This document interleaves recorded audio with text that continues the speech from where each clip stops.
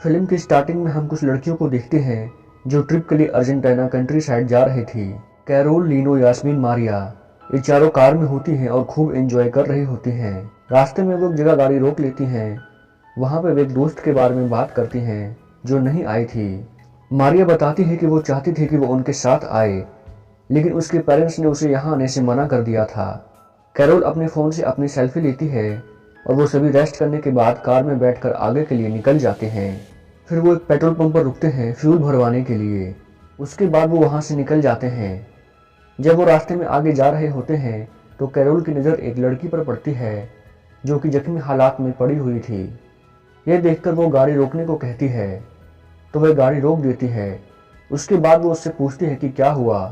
वो उस लड़की के बारे में बताती है तो फिर वे चारों उस लड़की के पास जाते हैं और देखते हैं कि वह लड़की जख्मी हालात में पड़ी है जो उन्हें पेट्रोल पंप पर दिखाई दी थी। तभी कोई उन पर गोली से हमला कर देता है और वे चारों डर जाती हैं और फिर उस लड़की को अपनी गाड़ी में बैठा लेती हैं ताकि वो उसे हॉस्पिटल ले जा सके। वो अपनी गाड़ी स्टार्ट करती हैं और वहाँ से जाने लगती हैं। तभी वो कुछ लड़कों को देखती हैं जो उन्हें घूर रहे थे। वो लड़के अपनी गाड़ी निकाल लेते हैं और उन लड़कियों का पीछा करने लगते हैं। वो लोग उस लड़की से कहते हैं कि वो हार ना माने, वो पुलिस स्टेशन जा रहे हैं सहायता मांगने। तभी उस लड़की की अचानक सांस रुक जाती है और उसकी मौत हो जाती है। वो लोग उसे लेकर पास के ही पुलिस स्टेशन जाती हैं जहां पुलिस मौजूद नहीं थी। वो पुलिस के आने का इंतजार करती हैं।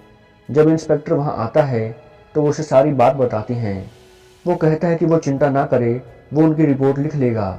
जब वो उनसे उन लड़कों का हुलिया पूछता है, लेकिन तभी वो लड़के वहां पर आ जाते हैं और वो अंदर आ जाते हैं।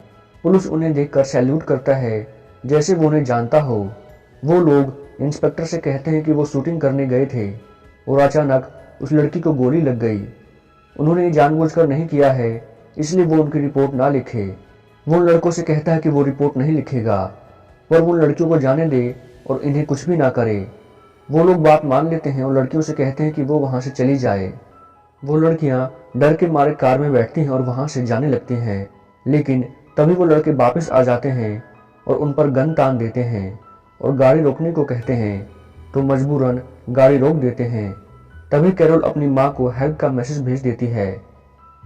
तभी वो लड़के वहाँ आते हैं और उन्हें कहते हैं कि वो उनके साथ गाड़ी में चले और वो उन्हें लेकर जंगलों के अंदर चले जाते हैं। उसके बाद वो उन चारों से बाहर निकलने को कहते हैं तो वो भागने की कोशिश करती हैं। तभी वो लड़के गोली चला देते हैं जो कि एक लड़की को लग जाती है और उसका खून निकलने लगता है। बाकी लड़कियां ये सब देखकर डर जाती हैं। इधर इंस्पेक्टर उस एरिया में पेट्रोलिंग करने जाता है, जिससे वो समझ जाता है कि शायद उन्होंने उन लड़कियों को नहीं छोड़ा होगा।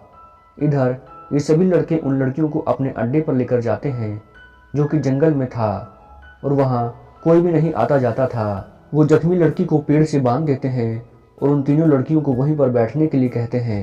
उसके बाद उन तीनों को उल्टा लिटा देते हैं और उन तीनों से कहते हैं कि उन्होंने बहुत गलत काम किया। उसके बाद वो बंधी हुई लड़की के कपड़े फाड़ देते हैं और एक लड़का उसे पीटने लगता है। उसके बाद वो उसकी भी रस्सी खोल देते हैं और उसे भी उल्टा लेटने को कहते हैं और वो उनकी बात मानकर ठीक वैसा ही करती है।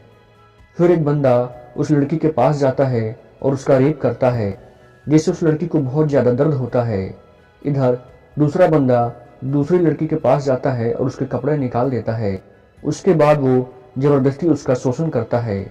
इतना करने के बाद भी उनका मन नहीं भरता, इसलिए वो तीसरी लड़की के पास जाते हैं और तभी कैरोल वहाँ से भागने की कोशिश करती है तो वो लोग उस पर गन तान देते हैं और वो कहते हैं कि अगर वो यहाँ से भागेगी तो वो उनके सारे दोस्तों को मार देंगे। फिर कैरोल की दोस्त उस लड़के से कहती है कि वो उसके पास ना जाए क्योंकि वे अभी नाबालिग है और वो उसे छोड़ दे। उसकी जगह वो उसके साथ जो करना चाहते हैं कर ले। लेकिन वो लड़का उसकी बात नहीं मानता और कैरोल के पास जाकर उसका रेप कर देता है। उसके बाद वो चारों सोचने लग जाते हैं कि उन्हें अब उन लड़कियों का क्या करना चाहिए। कुछ देर बाद वो फिर से उन चारों का शोषण करते हैं।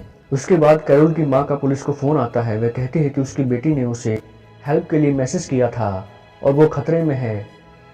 इंस्पेक्टर पूछता है कि उसके साथ कोई और भी था तो वो कहती है कि उसके साथ 3 दोस्त और भी मौजूद हैं। इंस्पेक्टर समझ जाता है कि ये उन्हीं चारों लड़कियों के बारे में बात कर रही हैं जो कुछ देर पहले उनसे मिलने के लिए आई थी। उसके बाद वो लड़कियों को ढूंढने के लिए निकल जाता है। इधर वो लड़कियां देखती हैं कि वो चारों अब गाड़ी में बैठकर जा रहे होते हैं और वो तीनों अपने कपड़े पहन लेती हैं और वो बहुत ज़्यादा सदमे में होती हैं। फिर वो चौथे दोस्त को देखते हैं जो कि मर चुकी थी। वो तीनों आगे बढ़ती हैं ताकि उन्हें कोई हेल्प मिल सके। उसके बाद उन्हें जंगल में एक कैबिन नज़र आता है जिसे देखकर उन्हें लगता है कि शायद उसके अंदर कोई होगा जो उनकी हेल्प कर सके। इधर इंस्पेक्टर की नज़र उनकी कार पर पड़ती है जो कि उन लड़कों ने जंगल में छिपा कर रखी थी। वो समझ जाता है कि उन लड़कों ने लड़कियों के साथ कुछ गलत किया है। इधर जब लड़कियां अंदर जाती हैं तो वो देखती हैं कि वो बिल्कुल खाली है। तभी वहां पर वो लड़के आ जाते हैं जिससे वे समझ जाती है कि यहाँ वही लड़के रहते हैं। कैरोल वहां से भागने के लिए दरवाज़ा खोलती है, तभी वो लड़का उसके सर में गोली मार देता है जिससे उसकी वहीं पर मौत हो जाती है। बाकी बची दो लड़कियां वहां से भागने की कोशिश करती हैं लेकिन वो लड़के उन्हें बंदी बना लेते हैं। उसके बाद एक लड़का लीना के पास जाकर कहता है कि वो वहां से भाग नहीं सकती। तभी वो उसके मुंह पर थूक देती है और कहती है कि वो बहुत बुरा इंसान है। उसके बाद वो लड़के उसे सबक सिखाने के लिए गाड़ी में बैठाकर कहीं ले जा रहे होते हैं। तभी इंस्पेक्टर वहां आ जाता है। वो बोलता है उनमें से किसी की माँ का फोन आया था, वो सच में बताए कि उन्होंने उन लड़कियों के साथ क्या किया है। वो कहते हैं कि हमने कुछ भी नहीं किया। इंस्पेक्टर उनसे डरता था इसलिए वो वहां से चला जाता है, लेकिन जब वो उन्हें आगे बढ़ता हुआ देखता है तो अपनी गाड़ी भी मोड़ लेता है और उनका पीछा करने लगता है। जब वो आगे बढ़ते हैं तो इंस्पेक्टर सोचता है कि कैबिन में जरूर कोई ना कोई होगा। इंस्पेक्टर दरवाज़ा खोलता है तो वो यास्मीन को देखता है जो कि जख्मी थी और उसे देखकर वो हेल्प मांगती है। इंस्पेक्टर उससे कहता है कि वो चिंता ना करे, वो उसकी हेल्प करेगा। जब वो बाहर जाता है तो देखता है कि वो लड़के वापस आ गए हैं और वो उसे गोली मार देते हैं। उसके बाद वो इंस्पेक्टर और कैरोल की बॉडी को एक पन्नी में पैक करते हैं और इंस्पेक्टर की गाड़ी में रखकर उसे ठिकाने लगाने जाते हैं। और एक बंदा कैबिन में रुकता है ताकि वो यास्मीन पर नज़र रख सके। तभी यास्मीन चुपके से उनकी गाड़ी के पास जाती है ताकि वो कुछ औजार ढूंढ सके। वो देखती है कि उस गाड़ी में उसकी दोस्त भी मौजूद है जिन्होंने उसका दोबारा शोषण किया था और वह भी बदला लेना चाहती है। उसे गाड़ी में हथौड़ा मिलता है और फिर तभी वो बंदा उसे खड़ा हुआ देखता है तो वो उसके पास जाता है। तभी वो हथौड़े से उस पर हमला कर देती है जिससे उसका सिर फट जाता है और उसकी मौत हो जाती है।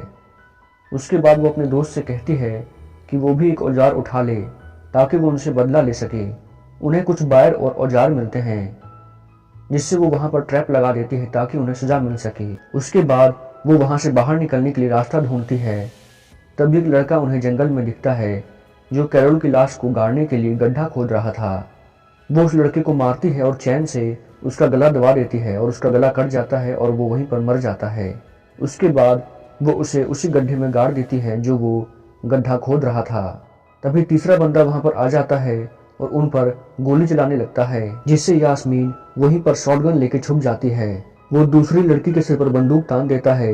तभी वो बाहर निकलती है और उसे गोली मार देती है जो उसके टांग में लग जाती है, लेकिन वो वहां लगे फेंस के उस पार चला जाता है जहां वो लड़कियां वहां लगे बोर्ड पर देखती हैं जिस पर लिखा होता है कि फेंसिंग के उस पार जंगली जानवर हैं। तभी उस बंदे की चिल्लाने की आवाज़ आती है और जंगली सुअरों की भी आवाज़ आती है और वो समझ जाती है कि जंगली सुअर उसे खा गए हैं। उसके बाद वो दोनों रोड पे आ जाती हैं ताकि उन्हें सहायता मिल सके और इसी के साथ मूवी एंड हो जाती है।